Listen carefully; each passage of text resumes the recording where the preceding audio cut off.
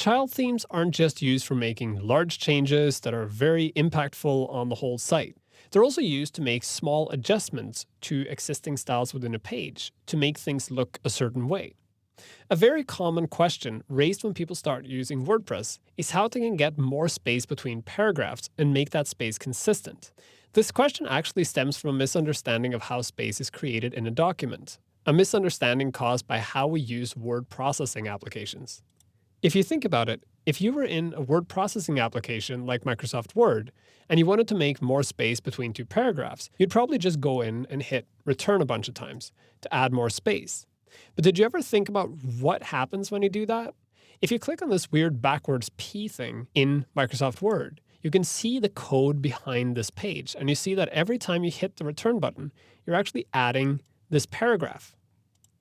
This technique works well when you work in a word processing application because generally the documents you write there are going to get printed out on paper, so any empty space is just empty space. However, if you do the same thing on the web, what you're doing is adding code into your document that contains nothing. You're just saying empty space, empty space, empty space.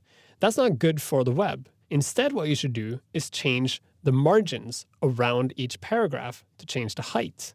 So, if I want to change the space underneath each of the paragraphs, what I need to do is make a small change to the style that affects the paragraphs.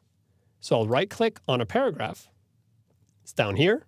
And you see that this paragraph has a bottom margin of 1.714, etc.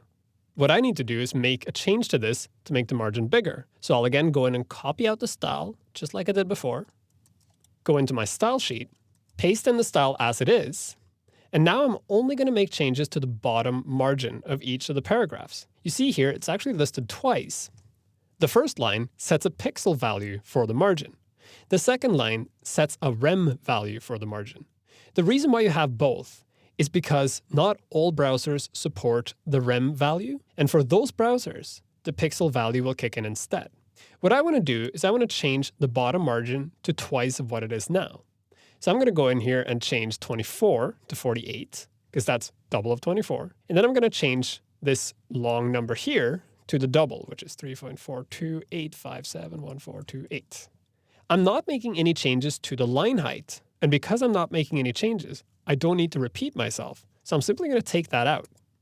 What happens when I take it out? Well, the original style in the parent style sheet will just kick in instead. So we'll still get the same style, and I don't have to repeat it. When I save the style sheet, go back to my browser, you'll see this is before, a space here. I'll reload the page, and now you see the space is bigger.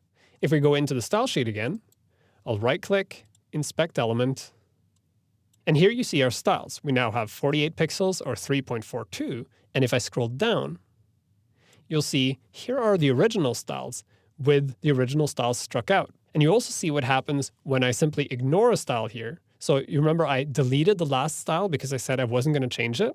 Well, it kicks in down here in the original style. So that way, I'm only including the stuff I'm changing in my child theme and leaving the rest up to the parent theme.